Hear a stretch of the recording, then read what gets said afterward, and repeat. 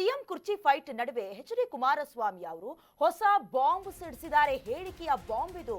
ಕಾಂಗ್ರೆಸ್ನಲ್ಲಿ ಕುರ್ಚಿಗಾಗಿ ಕಾಳಗ ನಡೀತಾ ಇದೆಯಲ್ಲ, ಈ ವಿಚಾರವಾಗಿ ಕೇಂದ್ರ ಸಚಿವ ಎಚ್.ಡಿ. ಕುಮಾರಸ್ವಾಮಿ ಹೊಸದೊಂದು ಬಾಂಬ್ ಸಿಡಿಸಿದ್ದಾರೆ. ಕಾಂಗ್ರೆಸ್ನಲ್ಲಿ ಕುರ್ಚಿ ಕಾಳಗ ನಡೀತಾ ಇದೆ. ಸುಮಾರು 40ರಿಂದ 50 ಶಾಸಕರು ದೆಹಲಿಗೆ ಹೋಗ್ತಾರೆ. ಹೊಸ ಹೇಳಿಕೆ.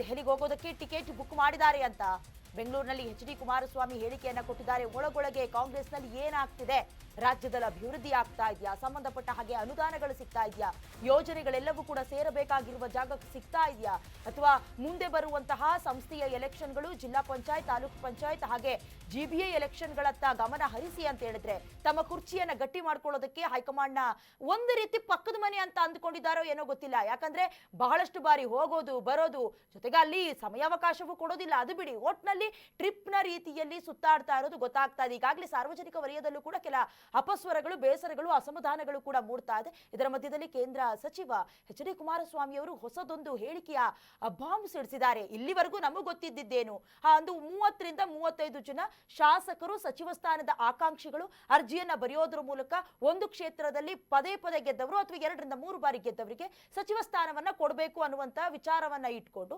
ಹೈಕಮಾಂಡ್ ನ ಮುಂದೆ ಚರ್ಚೆ ಮಾಡೋದಕ್ಕೆ ಸಿಎಂ ಸಿದ್ದರಾಮಯ್ಯ ಅವರು ಕೂಡ ಸ್ವತಃ ಒಪ್ಪಿಕೊಂಡಿದ್ರು. ಇಷ್ಟು ನಮಗೆ ಗೊತ್ತಿದ್ದಂತ ವಿಚಾರ. ಹೊಸದಾಗಿ ಟಿಕೆಟ್ ಬುಕ್ ಮಾಡಿಕೊಂಡಿದ್ದಾರೆ ದೆಹಲಿಗೆ ಹೋಗೋದಕ್ಕೆ.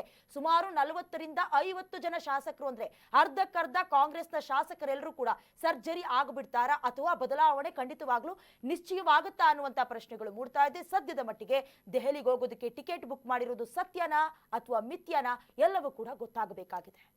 40 ಜನ 50 ಜನ ಟಿಕೆಟ್ ರೆಡಿ ಮಾಡಿಸ್ಕೊತಾರೆ. ಈಗ ಅವ್ರಿಗೆ ಯಾರಿಗೂ ರಾಜ್ಯದಲ್ಲಿ ಏನ್ ಸಮಸ್ಯೆ ಇದೆ, ಈ ಬಿಸಿಲಿನ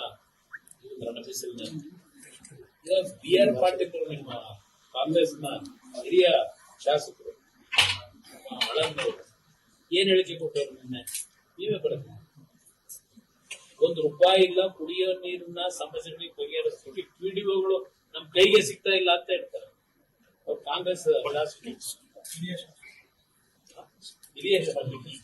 ಇದು ಪರಿಸ್ಥಿತಿ ರಾಜ್ಯದಲ್ಲಿ. ಇಲ್ಲಿ ಜನ ಈ ಇದರಲ್ಲಿ ಜೀವನ ಮಾಡ್ತಾ ಇದ್ದಾರೆ. ಸಮಸ್ಯೆ ಇವರು ಮುಖ್ಯಮಂತ್ರಿಗಳಾಗಬೇಕು. ಕರ್ನಾಟಕ ನ್ಯೂಸ್ ಬೀಟ್ ಫಾಲೋ ಮಾಡಿ, ಸಬ್ಸ್ಕ್ರೈಬ್ ಮಾಡಿ.